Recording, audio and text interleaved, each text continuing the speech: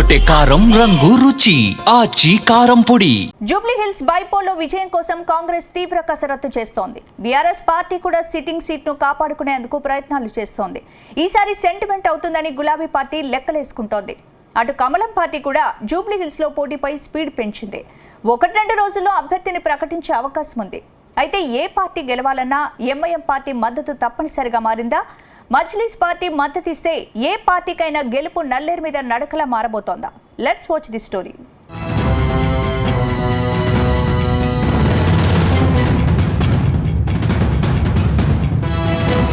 Jubilee Hills bypoll schedule వచ్చేసింది. ఉప ఎన్నికలు ఎలాగైనా గెలవాలని అధికార పార్టీ ప్లాన్ చేస్తుంది. జూబ్లీహిల్స్ గెలిస్తే గ్రేటర్ పీఠంకు మరింత దగ్గర కావచ్చని సీఎం రేవంత్ రెడ్డి భావిస్తున్నారు. అందుకే ఆ పార్టీ ఎంఐఎం పార్టీ మద్దతు కూడగట్టుకునే పనిలో బిజీగా ఉంది. ఇప్పటికే మజ్లిస్ తమ మిత్రపక్షమని, తమకు సహకరిస్తుందని టీపీసీసీ చీఫ్ మహేష్ కుమార్ గౌడ్ ప్రకటించుకున్నారు. కానీ ఎంఐఎం పార్టీ మాత్రం అఫీషియల్గా ఎవరికి మద్దతు ఇచ్చేది ప్రకటించలేదు. కానీ మజ్లిస్ ఏ పార్టీ అధికారంలో ఉంటే ఆ పార్టీకి సహకరిస్తుంది. కానీ ఎంత మనస్ఫూర్తిగా అన్నదానిపైనే ఆ వర్గం వారి ఓట్ల బదిలీ ఆధారపడి ఉంటుంది. అందుకే మజ్లిస్ సహకారంపై కాంగ్రెస్ పార్టీలోనే భిన్నాభిప్రాయాలు వ్యక్తమవుతున్నాయి. ప్రస్తుతం జూబ్లీహిల్స్ బైపోల్లో ఎంఐఎం పార్టీ పోటీ చేయడం లేదు. నిజంగా పోటీ చేసే ఆలోచన ఉంటే ఆ విషయాన్ని ఓవైసీ ఇప్పటికే ప్రకటించి ఉండేవారు. మజ్లిస్కు జూబ్లీహిల్స్లో మంచి బలం ఉంది. పోటీ చేస్తే ముస్లిం ఓటర్లు ఆ పార్టీకి ఓట్లు వేస్తారు. బస్తీల్లో ఇతర ప్రాంతాల ఓటర్లు ఓటు వేయడానికి ఆసక్తి చూపరేమో కానీ ముస్లింలు మాత్రం ఖచ్చితంగా ఓటు వేస్తారు. 2014లో మజ్లిస్ పోటీ చేసినప్పుడు 2వ స్థానంలో నిలిచింది. అప్పుడు నవీన్ యాదవే పోటీ చేశారు. ఇప్పుడు ఆయన కాంగ్రెస్ పార్టీ అభ్యర్థి రేసులో ఉన్నారు. దాదాపు నవీన్ యాదవ్కే టికెట్ కన్ఫర్మ్ అయింది. ఇప్పుడు ఎంఐఎం పార్టీ పోటీ చేయడం లేదు. అందుకు గాను పాత బస్తీలో తమ జోలికి రాకుండా ఉండేలా ఇలా ఒప్పందాలు చేసుకుందనే టాక్ సైతం వినిపిస్తోంది. అయితే ఎంఐఎం పార్టీ సంపూర్ణంగా కాంగ్రెస్ కు సహకరిస్తే ఆ పార్టీకి అడ్వాంటేజ్ అవుతుందనే చర్చ జరుగుతోంది.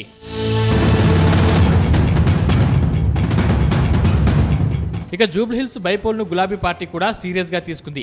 అక్కడ గెలిస్తే వచ్చే ఎన్నికలకు ఆ పార్టీకి గెలుపు అవకాశాలు మరింత దగ్గరవుతాయి. గతంలో జూబ్లీహిల్స్ కారు పార్టీ అడ్డా కాబట్టి ఆ పార్టీ సెంటిమెంట్ ను నమ్ముకుంది. ఇప్పటికే మాగంటి సునీతకు టికెట్ కేటాయించారు. ఆమె నియోజకవర్గంలో ఇల్లిల్లు తిరుగుతూ తనను ఓసారి ఆశీర్వదించాలని కోరుతున్నారు. అటు కేటీఆర్ కూడా నియోజకవర్గంలో గెలుపు అవకాశాలపై ప్రణాళికలు రచిస్తున్నారు. అయితే గతంలో బీఆర్ఎస్ పార్టీకి లోపాయిగారిగా మద్దతు ఇచ్చిన ఎంఐఎం పార్టీ ఇప్పుడు కాంగ్రెస్ వైపు మొగ్గు చూపిస్తే గులాబీ పార్టీకి గెలుపు అవకాశాలు సన్నగిల్లే అవకాశాలు ఉన్నాయని అంటున్నారు.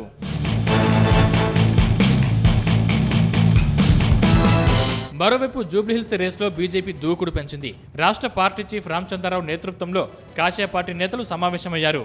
పార్టీలో టికెట్ ఎవరికి ఇవ్వాలనే దానిపై రిపోర్ట్లు తీసుకున్నారు.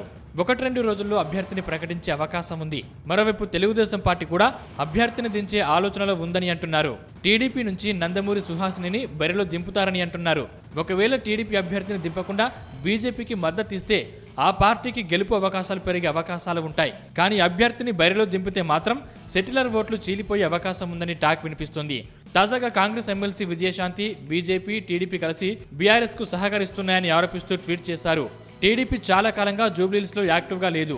కమ్మ సామాజిక వర్గం మద్దతు మాగంటి గోపీనాథ్ సతీమణికి ఉంటుందని ఆ పార్టీ ఆశపడుతుంది. మొత్తంగా జూబ్లీహిల్స్ లో రాజకీయ పార్టీల రాజకీయం కంటే ఈ సమీకరణాలే ఫలితాలను తేల్చే అవకాశాలు కనిపిస్తున్నాయి.